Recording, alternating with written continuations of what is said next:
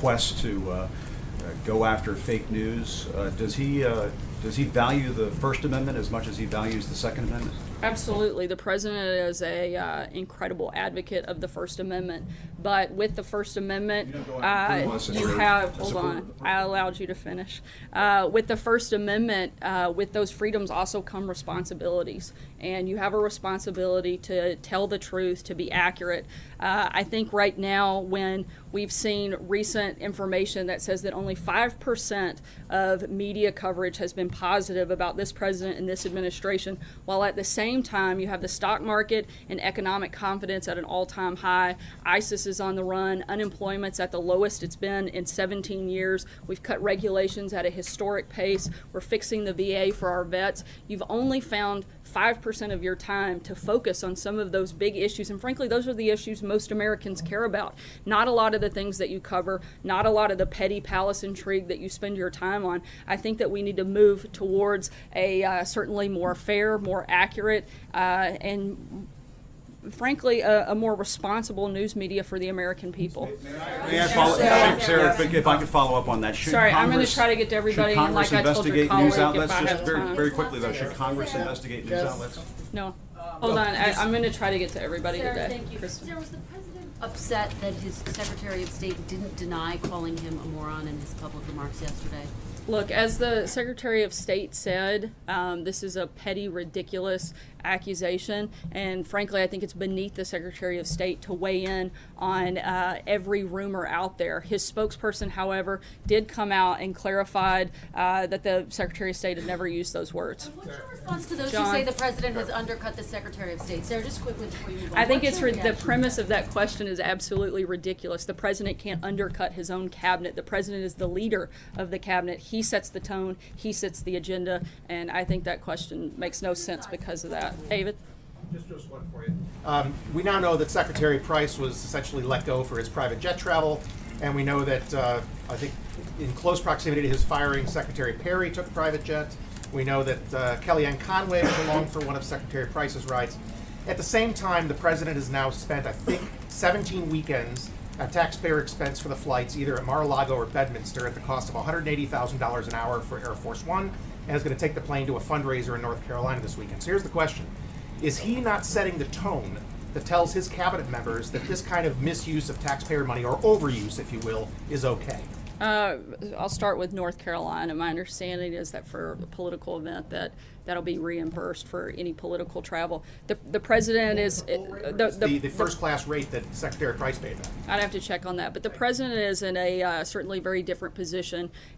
He's not allowed to travel in a different way other than in a secure airplane as Air Force Every One. weekend, does he? I mean, he could stay here and work like the former The president did. certainly hasn't been there every weekend, and every weekend that he's traveling, no matter where he is, the president is working. He's hosted foreign leaders on several of those trips, which have led to some great accomplishments. They've led certainly to putting further pressure, unprecedented pressure on North Korea, in large part because of the relationship development that's taken place at some of those weekends that you're attacking for.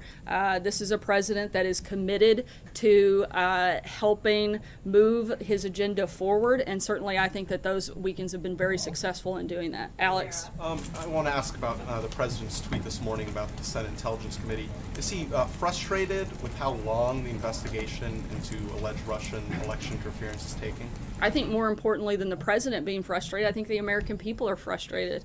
The Senate Intel Committee told us yesterday that after nearly 9 months of investigated, that's included more than 100 interviews over more than 250 hours, 4,000 pages of transcripts, 100,000 pages of documents, interviewing officials in the intelligence community who wrote the report on Russian election meddling, interviewing relevant Obama administration officials, and talking to every Trump campaign official they've requested. It's literally found zero evidence of collusion between the Trump campaign and Russia. I think that the American people would like them to focus on some other things. I know that we certainly have said this all along, and we're glad that as they continue this process, they're coming to the same conclusion. Trey. Sarah, does President Trump believe the Senate Intelligence Committee should investigate American media organizations? I don't know that that's the case, but I do think that we should call on all media to a higher standard, and certainly I think weighed in very clearly what our position is when Jim asked a question earlier. Intelligence Committee looking into the fake news networks in our country. Look, I think that you have a lot of responsibility, and a lot of times false narratives create a bad environment, certainly aren't helpful to the American people, and you have a responsibility to provide and report fair and accurate details, and when we don't, that's, I think, troubling for all of us. Sarah, you've said several times that the White House wants to be part of the conversation on bump stocks. The president said himself this week, we'll be talking about gun laws as time goes by.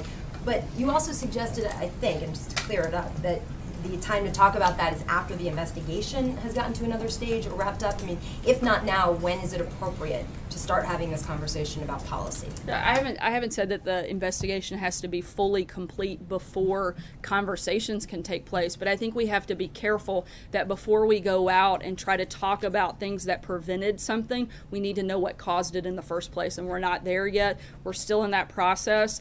We certainly want to, again, look at every way that we could prevent anything even remotely close to this from ever happening again, and we want to be part of that process, and we hope to. April. Sarah, over the last couple of days, the president has used the word fear, hate, and cruelty. And since you're saying you're having conversations on different things as it relates to Las Vegas, what is the conversation when it comes to the issue of terror? You've not talked about it yet. You've not classified it as such.